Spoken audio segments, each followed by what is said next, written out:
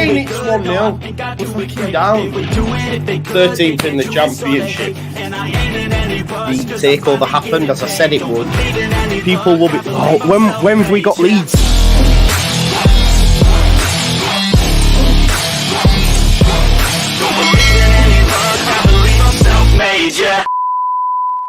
Now then, people, welcome back to the Just Joe Football Show. I hope you are all doing well. Please do smash a like on the video for me. Subscribe to the channel, get your comments in, and of course hit that notification bell. Very tired boy today. Not had the best start to the day either. I lost my house keys, and I also left my tin opener, and therefore I had to knife open a tin of tuna. So my day's not started off the best, right? So I'm hoping that's not going to be a barometer of how the day's gonna go. Do you know what I mean? 'Cause things can only get better. Can only get better. So Andrea's going to be joining us soon as well. He's just got back off his lunch, so he's just getting set up and whatnot. So I thought I would jump live. Obviously, it's oh look, there you go. LUFC loss he had a flat tyre on the way to work this morning as well. But things can only get better. Yes, big up to you, Ryan Standall. Big up to my man, Dale Atkinson. Big up to you all. NJ1 says, hi, babes. Hi, babes. Rejuvenated Leeds back tonight. Let's hope so. They have no excuses. This is a must-win game tonight.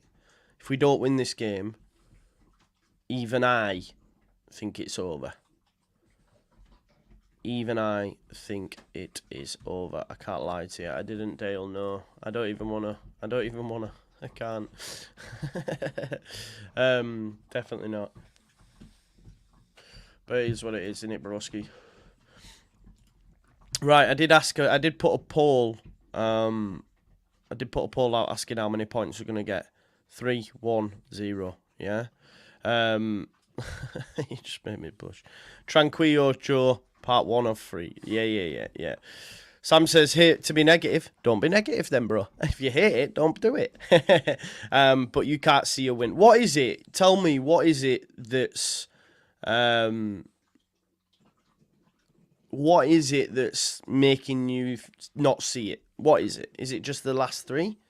The last 4 games? Because I would say, right, okay, we'll flip it on its head and look at the 40-odd before that. Try and look at it that way. Allison's resigned to the playoffs. That's disappointing to hear. We're winning, Joe. I 2-1. It's not coming with any sort of knowledge, you know. But I think prior to Blackburn, I was like, we always beat Blackburn. We're going to be fine. I thought we'd struggle against some of it, but this one I genuinely have no feeling for. Like, I don't know. The answer is I do not know. But I'm going to go for a speculative 2-1. But I just don't know, man. I just don't know. And I wish I did have the answers, but I don't. By the way, I'm just doing a Scottish accent there. Have you seen Baby Reindeer yet? I've still got 2 episodes to go, but don't spoil it. But my God, I was watching that last night, and that, like, made me ill. That program has made me ill. Like, it's just so warped and wild and mental. If you've not watched Baby Reindeer and you want to get your head in a tiz, watch it. It's great TV, though. But yeah, mental. Yeah, Howard and Eve Worrell Thomas says, if we lose tonight, I think we'll lose again on Friday. Our confidence will be shot. If we win tonight, I fancy 6 points. I think there is a lot of that as well. I have to agree with you, Howard, that if we did win, I would then go, right, we're going to win the next 2, genuinely. But yeah, if we lose, it's going to have the opposite effect in it. Like Vincent says, it's a free match shootout, and it's time to turn up, Leeds. Andrea's just about to pop in as well, but before he does, I'm just going to put it out on Twitter, just to say live now with the main man, Andrea. Everyone's favourite high Italian, Andrea Russo. He sounds like a boxer, doesn't it, that? Andrea, the Italian stallion Russo, yeah? I like that. Let's bring him in anyway. Let's see how he's doing. And keep getting your Keep getting your comments in, yeah? Andrea is the court, and we'll chat about it. Right, okay. Andrea, my man, I have not spoken to you for such a long time, apart from on WhatsApp. How are you doing, mate? How are you feeling? It's been a minute. Good, mate. Just a little bit of technical issues, you know. The mouse is not working, the mic is not working. Great. Let's go. Really? See, right, I'm going to tell you a story here. This morning, I've lost my house keys. Yeah, so I had to get another set. So I lost my house keys. My tin opener's not here, so I had to knife open a tin of tuna. LUFC losses tyre broke on the way to work. Your mic's not working. Is that a sign of things to come? Is this a sign of the start of a bad day that's just going to get worse, or can things only get better, mate? Well, hopefully they get better, you know. I really hope so, you know. Really, really do, because the start of the day doesn't look very much good, you know, both for you and me, because now when you're speaking, it's like everyone can hear you in the whole house, you know. It's like a detached house with a lot of flats, you know. So I think everyone can hear you probably now, because the mic is attached, but it's not working. I don't know why, because the plug is on, you know. But we can hear you, bro. That's the main thing. That is the main thing. We can hear you.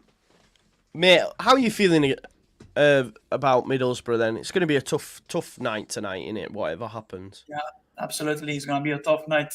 I was thinking about, you know, the match that we played 1-3-2 at Adnan Road. You know, it was really tight. I think we had very good moments in that match, but we switched off a bit in certain occasions, and they punished us on 2 occasions. Latte used to play here in Italy in the third year. Did he?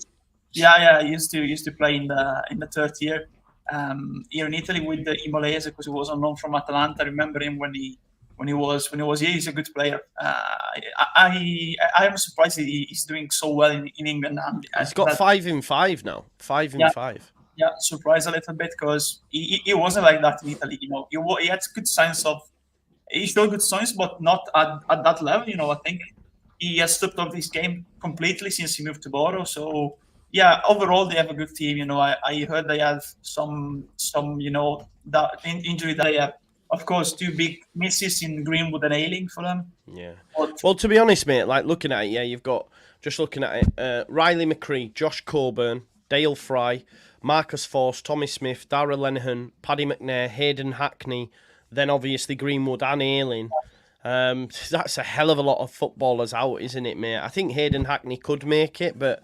They're not at their strongest, but we've seen it doesn't really matter, because Cardiff were playing their youth team against Southampton and won 2-1. So sometimes it doesn't matter. It's about how you perform on the day, right? Absolutely. We've seen that, you know. Look at us versus Blackburn in the end. If you look at the comparison between 2 squads, of course, there's no match for us, but in the end they won.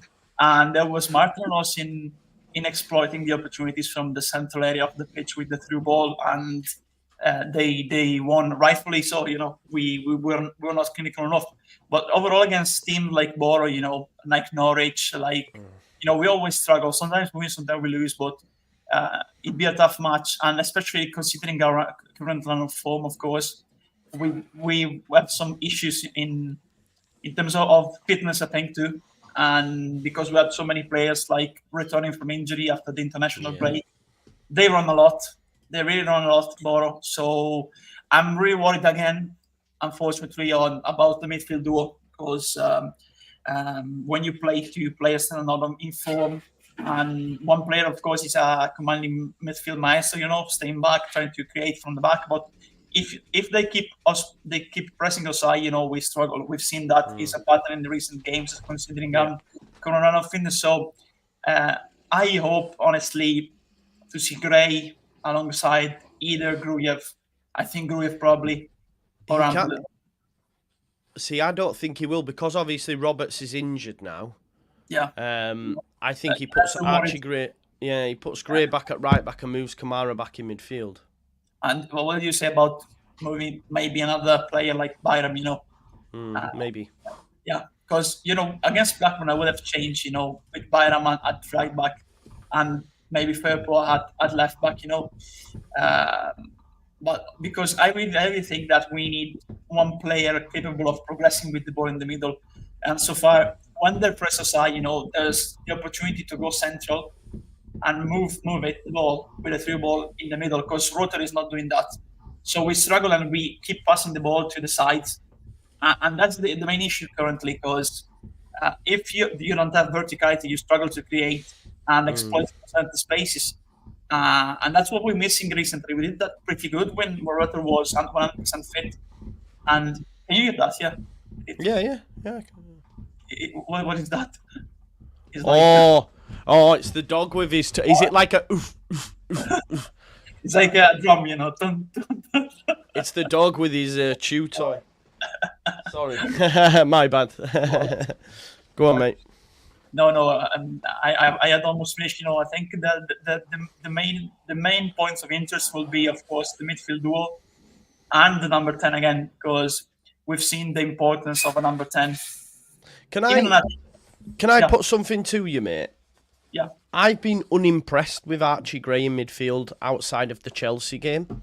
So I think we actually look better in build-up, especially down the left-hand side with Kamara. Am I wrong to assume that, or what are your thoughts? You're not wrong, but I think that Kamara struggles at the minute to progress with the ball, and especially with his positioning when we are on the defensive end, Yeah. I think Gray does that a little bit better. I agree. I prefer Archie Gray at right back position too, but considering the current moment of the team, I really think, because of course they crowd in the middle, they press aside, they want to force us on the sides. So we need not two similar players, because if you have two similar players in Grujev and Kamara, or either Ampadu and Kamara can progress with the ball, but he doesn't do that right now. He goes near the other player so often that he leaves gaps on the other side. And what was it? The other goal, the game before Blackburn, the other game at Adeland Road. Coventry, no. yeah. It wasn't Hull City, maybe. Hull City. He leaves gaps. He leaves gaps, and even when we win, also Watford. So far his positioning has been bad, I think, recently. I'm not talking about progressing with the ball, because he did that pretty good before the international break. Now he doesn't do that anymore, because he struggled to progress, to find spaces in between. You need, in modern football, in my opinion, a number 6, a commanding midfielder that can rely also in certain situations when he's pressed on the other midfielder capable of progressing with the ball. Because you need one. Modern football requires not just going with pretty good wingers, because of course if you get the ball to the sides, it doesn't matter if you have good wingers that can go inside, that can go to the outside, if you have fullbacks that can overlap or go how do you say, underlap? Underlap. Yeah. You need also a player near the number 6 that can progress in the middle and dialogue, interact, pass the ball with the number 10. That's another way to get forward, and we really struggled there at the minute. And I think that's the main change compared to before the international break. Because for me, it feels like almost a different season, a different part of the season after the international break. It's like divided into, the first part of the season, the end of the first part, all the fixtures played, and the return part of the season. And now there's like a third part after the international break, because really look really different in terms of mentality. Overall. At the top end of the pitch, mate, obviously we've got another conundrum. The striker position, because Farke did try change it against Blackburn. Yes, we created a lot of chances, but I can't remember Pirot ever getting on the end of them or even being pivotal enough to create the moves. I might be wrong, but I don't remember him ever dropping into the centre circle and us creating a move off the back of him doing that. But what would you do up top now? Because for me, I'm like, you've got to bring Pat back. If you're not going to play Joseph, which I don't think he will, because I'd advocate starting Joseph, but if you're not going to do it, then please don't go Pirot, go back to Pat. Because when Pat did come on, although he missed chances, he did get on the end of chances. And that's something we have to give him credit for. Because Jamie's just said in the chat, strikers rely on chances. But that's further proving my point in terms of Pirot never is on the end of the chances. Bamford is, though. So for me, that's why you bring Pat back in if he's not going to play Joseph. I don't know what your thoughts are, mate. No, I agree because the only classical, typical number 9 that can hold the ball, that can, that you also can also play with the long ball is Bamford practically. Yeah. I said that another solution with Rotter not playing pretty well, because I don't think he is down to a moment of not reading the game well regarding Rotter. It's about the fitness. He looks not every game, and his brain, I think he does 50%, so he cannot have an impact in the game. So for one game, honestly, if you look at Joseph coming on, he can play alongside Bamford or behind Bamford, because he's so versatile. He can move around all the final third. So, and it's really similar to Rotary when he goes towards the ball, stops the ball, passes the ball, and sprints behind. So I think another option could be Bamford with Joseph behind them. Because at the start of the season, I remember that in the preseason, Funke tried Joseph as a winger, going inside. I think it was against Man United in one of the first matches in preseason, the first one actually. So why not try Joseph there? Because right now it's not about the big names for me too. Not about the big names, not about the pedigree of certain players. It's about players who are fit and who can give benefit to the system. Because I agree on Pirlo. I think so far, and it's really, really,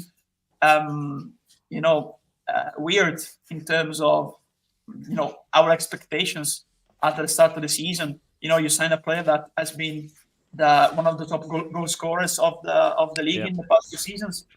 We said in the scouting report, okay, there is a player that we can have a look at, but the main issue will be the system. Yeah. And unfortunately, that's what happened, because so far, and this is worrying, so far we're almost in May.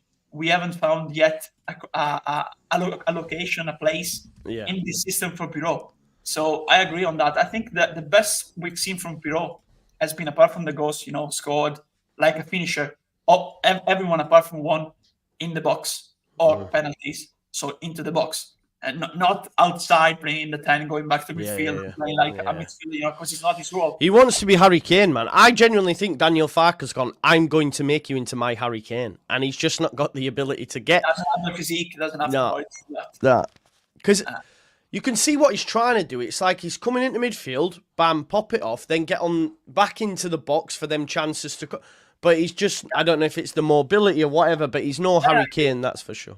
Also pace. Apart from the mobility, also the pace. When Kane passes the ball, he has the pace and the body. He has the body and to sprint and be a modern number 9. Another example, like Zirkzee from Bologna, for example, or other similar players. Rotter can be transformed into that, but he doesn't have the right now. He can't finish his dinner. He cannot. Exactly. He has the potential, if he can finish, to be that kind of player, and also he needs to build muscle too. Yeah. If Rutter could finish, mate, you're talking about £100 million player there, man. He's that good, but he just needs to be able to finish, but he can't. You know what I mean? He's so profligate. Yeah. Horse in a council flat, big up for the super chat, mate. It says, hi, Joe. If we can win our 2 games this week, the pressure will be back on Ipswich and they would have to win their next 2 Yeah, exactly. Like, for me, Andrea, I know, obviously, Ipswich won't have played, so we don't know until they have played. But if we do not win tonight, even me, the most positive, and try to be, I think that's us done. Because we need to win the next 2 to put 4 points ahead of Ipswich. And even that might not be enough, because if they beat Hull and Coventry, they're back in front of us and it goes to the final day. And it's probably going to go to the final day anyway. But in order for us to put any sort of pressure, a point's not good enough. 0's definitely not good enough. But we've got to win the next 2 to put us 4 in front. We've got to. Yeah, I think tonight is monumental because, QPR is a must-win, 3 points. And looking at the fact that, looking at the way they play, the squad, their system, the way we play, if we are a usual self, in terms of system, we must win. Looking at the comparison between the 2 systems, we must win. Tonight is tougher because they are 2 similar style of footballs. They play with 4 at the back, but I've played with 5 at the back too. But so we'll have to see the formation they use tonight with Michael Carrick we use tonight. But I agree on that. I don't think Ipswich will beat Coventry, to be fair. I think it's more even against Seoul. You know, it's more likely they beat Seoul than Coventry. Let's say like that, because I think Coventry yesterday, of course, they lost, but they exited the FA Cup with a lot of confidence in their resources. They battered Manchester United in the second half. Absolutely, they missed a lot of chances. They deserve to win the game for me.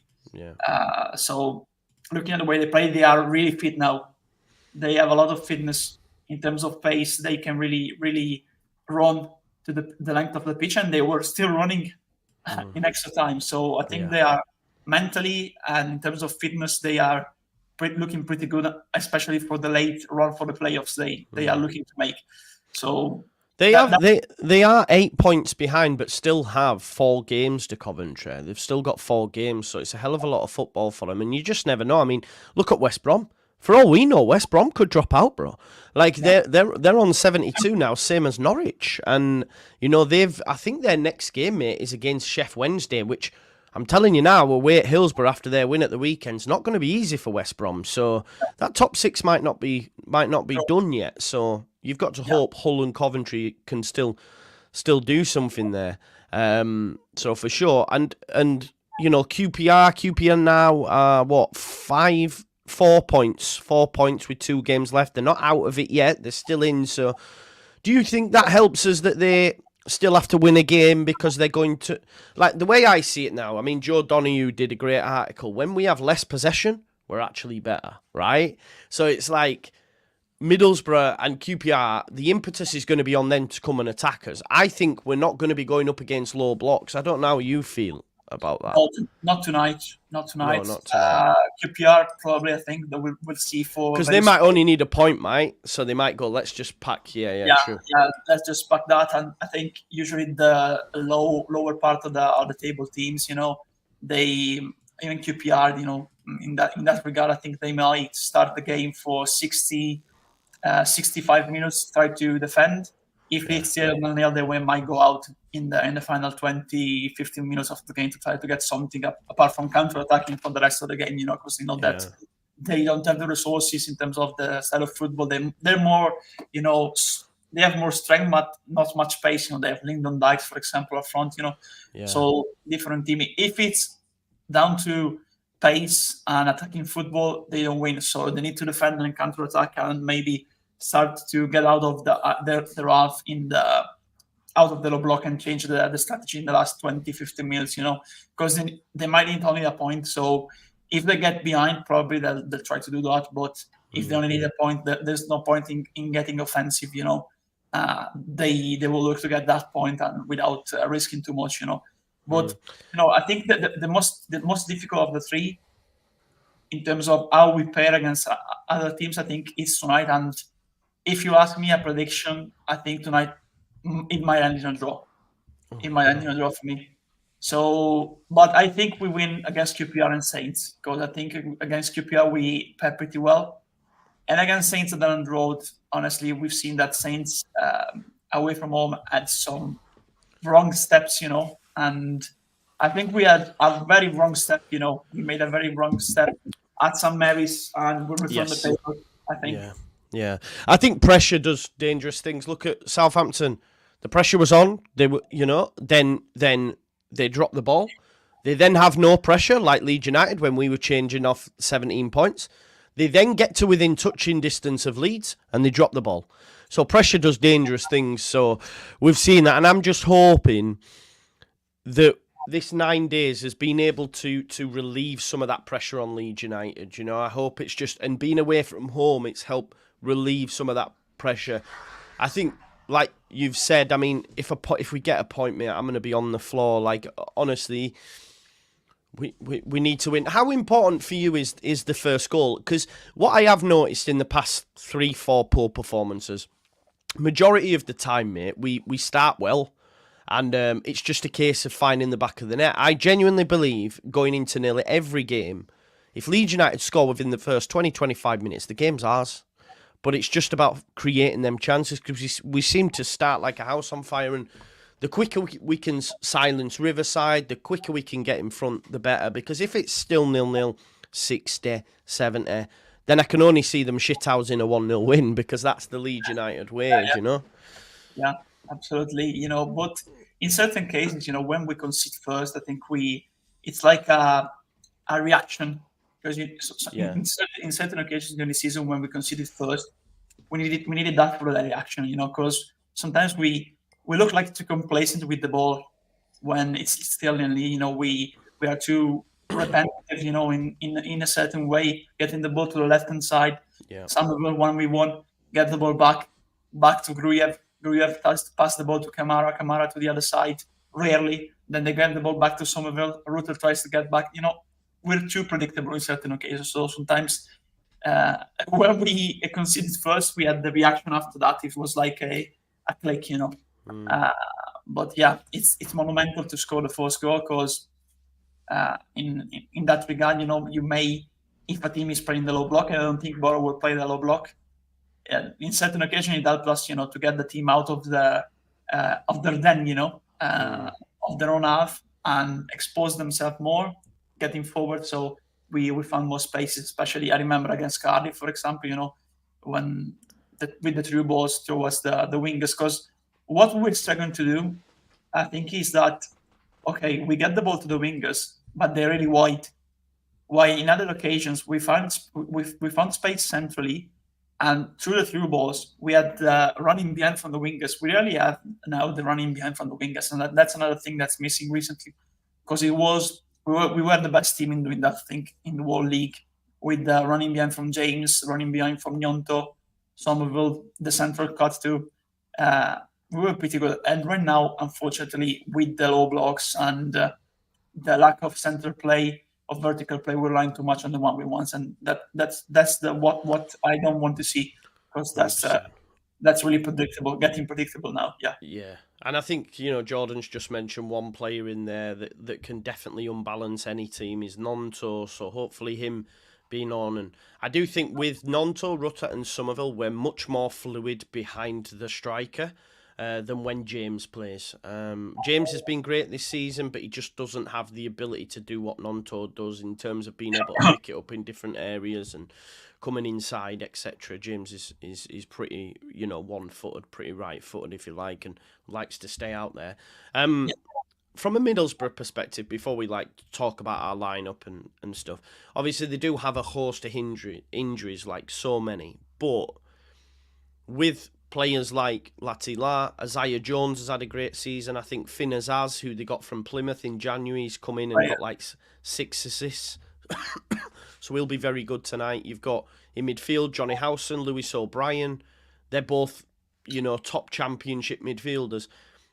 Does their lineup worry you? Is there anyone you can pick out and say, right, yeah, this guy we need to stop? Because I'd be looking at Finn Azaz and saying, obviously, Latte line front of goal, but I'd be looking at Finn Azaz and saying, right, stop this guy getting on the ball, Yeah, absolutely, because in the end, we're playing with 2 midfielders. Let's say Gruyev and Kamara, for example. And then you have Rotor in front of them, but we've seen that Rotor struggles to get towards the ball and at them. They have 3, basically, because Azaz gets back, it's like a 3, midfield 3, with Hausen and O'Brien, 2 holding midfielders and 1 capable of moving between the lines. Azaz is a really good player, I think. He did pretty well when he was at Plymouth, and now we even heard a lot, smart business from Borough. It could have been used even for us, because I was going to say he could go again, couldn't he? Because he was obviously at Villa, but you think he could move on again from Middlesbrough? He's got that in his locker to go again, Yeah, absolutely. I think if Borough don't have good, don't have an higher ambition next season, to try to challenge for promotion, it might even be a player that, relegated teams or teams that are looking for promotion might want to have in the squad, because I think what we miss in the January transfer window is clearly another number 10 for me. And now we've seen that, because Rotter is not playing well, and you force to play Rotter because he's the only one, according to Farke, not according to me, because I think Joseph can, even some of you can play there, you can try them there. But you don't have another natural talent in the squad. While other teams, they have invested, for example, Borough, they have played, they have acquired, Azaz can play in center midfielder, but even as a central attacking midfielder, even on the wing. So he's a pretty versatile player. Another example is, of course, Samis Bodish. Someone said an hybrid number 8. number 10, second striker, another versatile player. You know, I think we missed that particular type of player in the January transfer window. If you got one, I think we would have been fine in the last games with Water not at his best, you know, because you had another options, you know, in that way. So of course, as a team, because it's like 3 players in midfield and we have to, because Water doesn't track back and he move around, you know, it's they have one more man in midfield, so that's the player to look out for, you know, Finazas, the Irishman. Definitely, it's going to be from a Leeds United perspective. Then, mate, if we were to look at our lineup, correct me if I'm wrong, but I'm thinking Melier. I'm thinking he'll go Gray, Rodon, Ampadu, Firpo, Kamara, and Gruev, and then it'll be Somerville, Rutter, Nonto, and Bamford. Do you think I know you would make changes, maybe play Byram and put Gray in midfield, but do you think that's the lineup that Daniel will go with tonight? I agree, but I agree also on the fact that I will make changes, honestly. Because, I will play Byram, honestly, and put Gray alongside Gruev, honestly, because I think we're missing our best midfielder, probably. But we're forced to play in midfield, you know, in defense, you know, because Ampadu, I think, overall, is a player capable of progressing with the ball, getting into spaces, but also very good playmaker. Gruev doesn't do that. He's a very good playmaker, but he doesn't have the progression of Ampadu. So if Kamara doesn't progress, that's the ball stocked, and we revert to plan B, get the ball to the wingers, you know, all the fullbacks assisting them. But yeah, I think it will go that way. I will play with Gray and Gruev, and honestly, I agree on Nyonto. I agree on Bamford. If Rutter is not 100% again, I would like to see, for example, Joseph playing on behind Bamford, or even Somerville, and you get another winger, maybe Nyonto on the left and James on the right, because we've seen that Nyonto has been really good in the Premier League on the left. Remember at Old Trafford, for example, or against other teams, Wolves, for example. You know, on getting on his right foot and getting inside. You know. So I think that's another solution. Nyonto, Somerville, James behind Bamford, or Somerville, Joseph, Bamford, and Nyonto. Yeah, that's another change I will make. Yeah, it'll be interesting to see what lineup he goes. He might shock us all and start Matteo, but I just think I can't see it personally, but we'll have to wait and see. I just hope he doesn't go Pirot, if I'm honest, but that's just my opinion. How do you see it going then, mate? I did a poll. On Twitter earlier, before only an hour's poll. How many points will Leeds get tonight? 62% on Twitter said 3 points. On the chat as well, 67% say 3 points as well. So do you go with the chat, mate, or is it? See, for me at the minute, I genuinely do not know. I don't even have an inkling, and I don't like that normally. I'm confident normally. I'm a bit worried. Tonight, I just don't know. So I'm like, it could go anywhere. They could beat us 1-0. We could draw, or we could win. You know, I said 2-1 in my preview. I hope that comes true. But how do you see it going, mate? Where can it be won and lost, and what will be the score? I don't think we'll lose, honestly. I agree on the fact that it can go either way, because two very similar teams and a particular period of the season too for both teams, you know. One in one way, one in the other way, of course. I don't think we'll lose. I'm more settled, leaning toward a draw, honestly, tonight, looking at the way the team played, you know. So I'm going to say 1-1. Of course, as a fan, I hope we get the 3 points, but looking from an outside perspective, looking at, trying to analyze the game, I think 1-1 is my prediction, honestly. So if obviously your predictions come right and it's 1-1, it would keep us in third place with a point behind Ipswich, but they would obviously have a game in hand against they play Hull on the 27th in 5 days, and then obviously they'll play Coventry as well. We can't look into the future, because we might get a point and we'll all say, right, that's done. But then if Ipswich lost, it'd be like, oh, actually, there's still a chance. So we'd have to wait until then. But if we did, say, draw 1-1, Andrea, is it curtains? Not mathematically, but is it like right, it's time for the playoffs? No, I think, of course, it's not a good result on the night, But it could. I think Ipswich will drop points too. In that case, I did the simulation yesterday night, I think, or this morning. I don't remember honestly. When the one that you and Lux used, Yeah. So I placed 0 points for Ipswich against Coventry and 1 point for Ipswich against Seoul, because I don't think they'll beat Coventry both of them. I think that is these are the two toughest fixtures for them in the last part of the season. Honestly, of course, they play tougher teams, but I think they don't pair pretty well with those two teams, because they are really similar to Ipswich, both Hull and Coventry. They have to go and play at Coventry, and all a very physical team. We've seen them getting the best out of us, and we won still. So, but fair play to us, because they played a very good team, a good match, I think, at Ellen Road. So, I think they can cause problems too, the way they played to Ipswich. So, I think even tonight it won't look good if he ends in a draw for us, of course. But looking at the games that Ipswich has to play, I think my prediction is that they will drop points too on one occasion. So it will be still very open. I think it goes down to the final day of the season, of course, and we'll see. I think Leicester right now. I think after the win. Honestly, after what happened on Saturday, it's even sometimes it's luck, of course, but it's not always luck.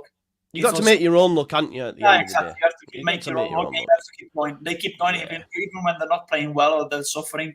They still manage to not concede. 100%. And they keep going, and they convert the chances. So that's I fight them for that, honestly. 100%. You get no salt from me, man. I did watch that game, obviously, and West Brom were great in large parts of the game. But, if you don't finish, if you don't buy a ticket, you can't win the lottery, can you? So it is what it is. In your opinion now, mate, if Leeds United... I'll just ask you outright. 3 games left to go.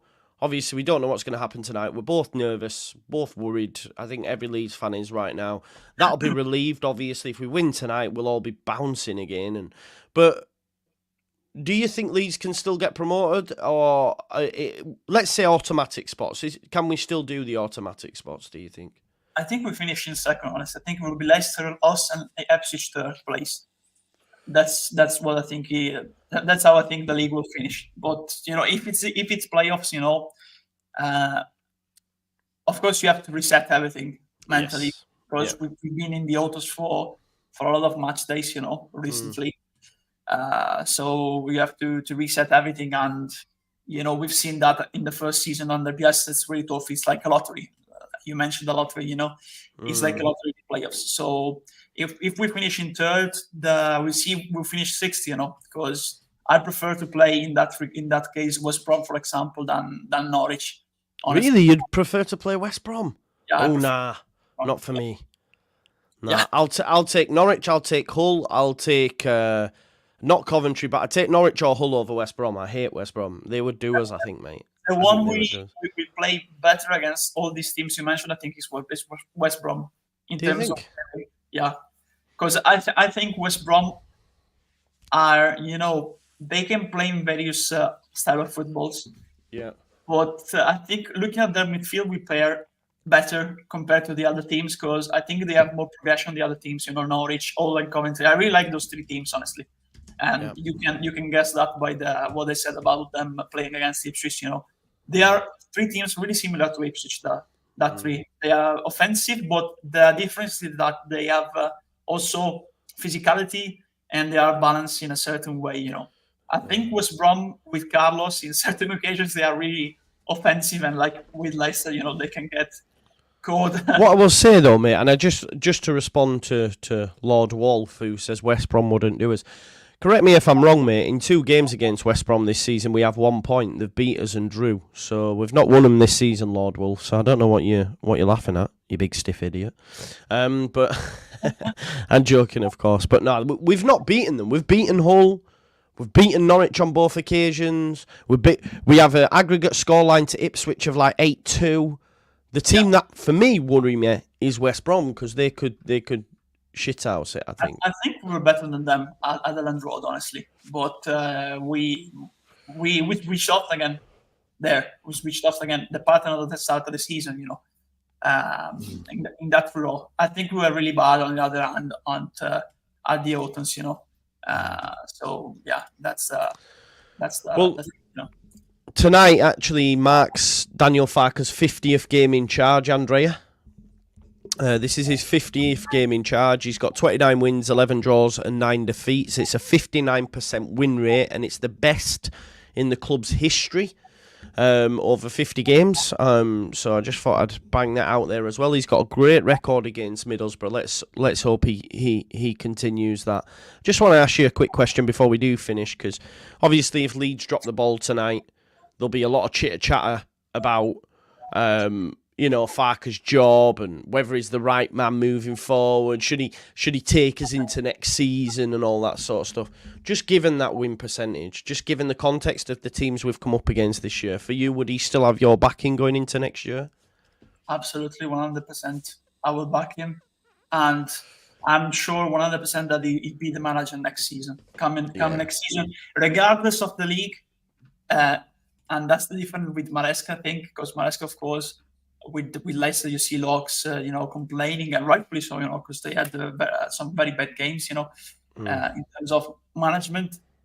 I think going into next season, that's the difference. Leicester had to get promoted. Of course, we need to get promoted too because we will have, we've seen also, you know, the explanation of the finances. And I think if we don't get promoted, we'll have the loan players coming back. You know, you've seen also the reports of Gladbach, you know, not willing to meet what we're asking for Wöber, for example. That will happen again for Aronson, for Union Berlin. That will happen again for Llorente, for Roma. You know, Christensen will, of course, stay because he's not playing anymore at Roma. And Roca, again, we'll see if Betis are willing to pay what we're offering. Because if we don't get promoted, they can, you know, try to undervalue the prices, you know, try to lower the prices, because they'll say, oh, you're still in the championship. You need to, because we need to gather 73 millions, you know, coming in 73 million, you know, are due, you know, into next year. Next. So I was missing the word. I was messing up the words. So they might come to us and say, okay, you're still in the championship. You need to sell. We're not paying that. The players don't want to stay because they don't want to play in the championship. Roca, for example, Wöber, they had good seasons in the Bundesliga, in La Liga, so they don't want to stay.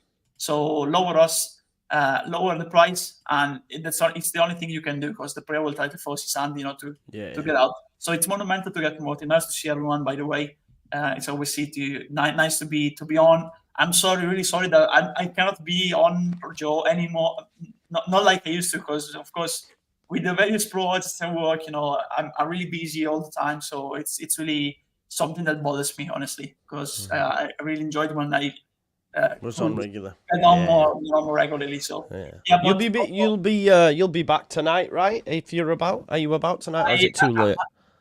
I don't know, honestly, because I don't know if I'll be able to watch the game in full, honestly. And that's the thing. If I'm not able to watch the game in full, of course it's right not to participate, because I want another person that has seen all the game and has a better view, you know, all the news to get on. But if 100%. I manage to watch all the game, because I have another thing to do, I hope I finish it before the game starts. But if not, I'll rewatch it and maybe I can come on, you know, the final words. Yeah. 100%. Well, folks, listen, I hope you've enjoyed this match day preview. It's been great to have Andrea back with us as well. I'll be back live from 7 o'clock, so just in 6 hours' time now, Leeds will be getting ready to take on Middlesbrough at the Riverside. As Danny Dyer would say, I'm absolutely shitting myself. So we'll see. I'm even going for a run, Andrea. That's how, like, my head's in a shed. I'm going for a run. I haven't been for a run for a while, so I'm going to go for a run. Hopefully that'll take some match day stress away. Like Santiago Muñoz in yeah, exactly. Yeah. Smash a like on this video, subscribe to the channel. We're getting so close to 30k, and I'll see you tonight live from 7 o'clock. Send some love to Andrea on Twitter as well, and we'll see you in a bit. Have a good day, folks. Bye-bye now. See you at